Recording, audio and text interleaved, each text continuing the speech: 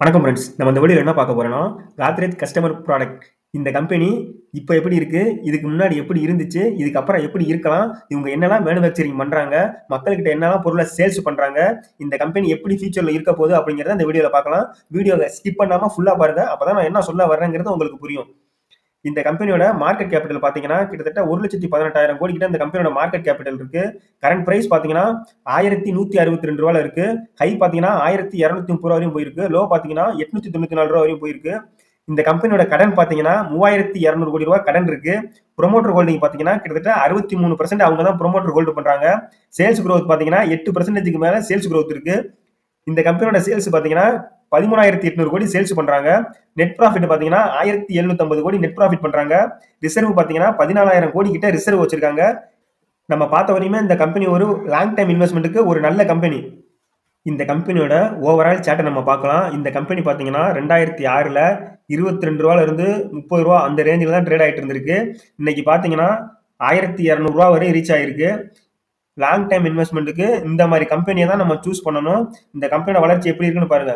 நான் ஒரு வீடியோல சொல்லிட்டு இருக்கேன், லாங் டைம் இன்வெஸ்ட்மெண்ட்டுக்கு இந்த மாதிரி மேலே அப்ல போயிட்டு கீழே விழுந்துட்டு மேலே கீழே இந்த மாதிரி ட்ரேட் ஆகிற கம்பெனியை நம்ம லாங் டைமுக்கு வாங்கக்கூடாது. ஆனால் இந்த இடத்துல பார்த்தீங்கன்னா உங்களுக்கு வந்து இந்த அப் டவுன் இருக்கும். இந்த இடம் பார்த்தீங்கன்னா கொரோனானால தான் இந்த இடம் நம்ம அப் டவுன் வந்திருக்கு.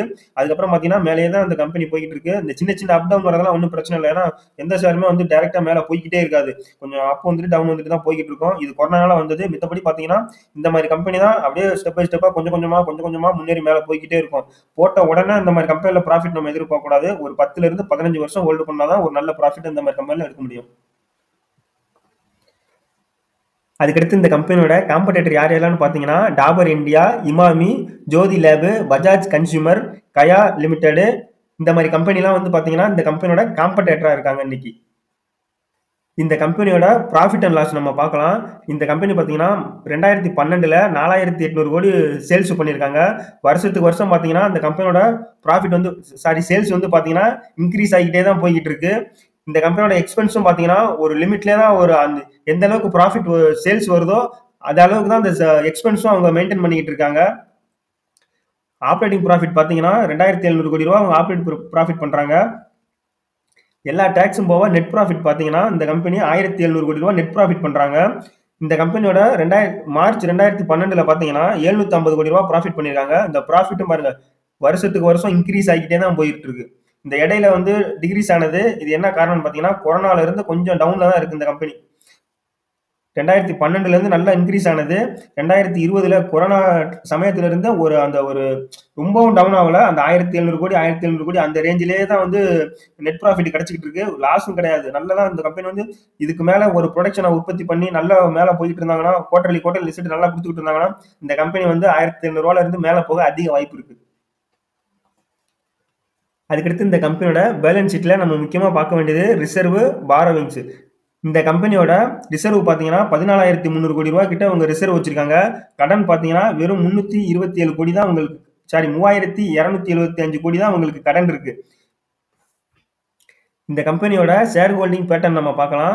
இந்த கம்பெனியில் பார்த்தீங்கன்னா ப்ரொமோட்டர் வந்து பார்த்தீங்கன்னா 63% 2017ல இருந்து 2023 வரையும் இன்ன வரையும் அவங்க வந்து அந்த 63% ஹோல்டு பண்ணிட்டு தான் இருக்காங்க. எஃப்ஐஐ பார்த்தீங்கன்னா 22% ஹோல்டு பண்றாங்க. டிஐஐ பார்த்தீங்கன்னா 8% ஹோல்டு பண்றாங்க. பப்ளிக் பார்த்தீங்கன்னா 5% ஹோல்டு பண்றாங்க. நான் ஒரு வீடியோலையும் சொல்லிக்கிட்டே இருக்கேன், பப்ளிக்லாம் எங்கே கம்மியா இன்வெஸ்ட் பண்றாங்களோ அந்த ஸ்டாக் வந்து மல்டிபேக்கர் ஆயிருக்கும். இதுக்கப்புறமும் ஆக அதிக வாய்ப்பு இருக்கு. ஏன்னா வந்து நம்ம மக்கள் வந்து பார்த்தீங்கன்னா எங்கே லாஸ் ஆகுதோ அந்த கம்பெனில தான் அதிகமா போய் இன்வெஸ்ட் பண்ணுவாங்க. இந்த மாதிரி கம்பெனில தான் நம்ம இன்வெஸ்ட் பண்ணணும். ஏன்னா இந்த மாதிரி கம்பெனி தான் வந்து பார்த்தீங்கன்னா அந்த ப்ராடக்ட் அவங்க பண்றாங்க. இதை வந்து நம்ம கடைசியில பார்க்கலாம். அப்புறம் என்ன ப்ராடக்ட் பண்றாங்கன்னு அதுக்கப்புறம் உங்களுக்கே தெரியும் இந்த மாதிரி கம்பெனில தான் நம்ம இன்வெஸ்ட் பண்ணணும்னு சொல்லிட்டு. இந்த கம்பெனி என்னெல்லாம் ப்ராடக்ட் மேனுஃபேக்சரிங் பண்றாங்கன்னு பார்த்தீங்கன்னா ஹேர் கலருக்கு தேவையான பொருட்கள்லாம் மேனுஃபேக்சரிங் பண்றாங்க. ஹோம் கேருக்கு தேவையான பொருட்கள் பண்றாங்க. பர்சனல் கேருக்கு தேவையான பொருட்கள்லாம் மேனுஃபேக்சரிங் பண்றாங்க.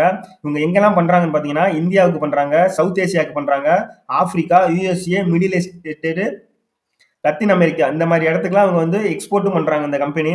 இவங்க நம்ம அன்றாடம் யூஸ் பண்ற பொருட்கள் தான் இவங்க வந்து மேனுஃபேக்சரிங் பண்ணி சேல்ஸ் பண்ணிட்டு இருக்காங்க. கொசு பேட்டு, அதுக்கடுத்து பாத்தீங்கன்னா அந்த குட் நைட்டு அந்த மாதிரி பொருட்கள் எல்லாம் நிறைய அவங்க பண்றது பூரா பாத்தீங்கன்னா எல்லாமே மக்கள்கிட்ட சேல்ஸ் ஆகிற பொருள் தான். சோப்பு, சிந்தால் சோப்பு, இந்த மாதிரி மேஜிக் இஷ்யூஸ், இந்த மாதிரி நிறைய பொருட்கள், எக்கச்சக்கமான பொருட்கள் இவங்க மேனுஃபேக்சரிங் பண்ணி சேல்ஸ் பண்ணிட்டு இருக்காங்க. இந்த மாதிரி பொருட்கள்லாம் பாத்தீங்கன்னா என்னைக்குமே அழிவே கிடையாது. மார்க்கெட்ல சேல்ஸ் ஆகிக்கிட்டே தான் இருக்க போகுது. நாளுக்கு நாள் வந்து உங்களோட ப்ரொடக்ஷன் வந்து இன்க்ரீஸ் பண்ணிட்டு தான் இருக்க போறாங்க. இவங்க தேவையும் வந்து நாளுக்கு நாள் அதிகரிச்சுக்கிட்டு தான் இருக்க போகுது. இந்த மாதிரி கம்பெனி அவங்க கம்பெனி நல்லா ரன் பண்ணிக்கிட்டு எந்த பிரச்சனையும் இல்லாம இந்த கம்பெனியை நல்லா ரன் பண்ணி கொண்டு போயிட்டு இருந்தாங்கன்னா கண்டிப்பா மல்டிபேக்கராக அதிக வாய்ப்பு இருக்கு இந்த மாதிரி கம்பெனி. இதே மாதிரி வேற எந்த கம்பெனி நம்ம அனலைஸ் பண்ணலாம்னு கமெண்ட் பண்ணுங்க. நம்ம சேனலை பிடிச்சிருந்தா சப்ஸ்கிரைப் பண்ணுங்க. மறக்காம லைக் போடுங்க. நன்றி.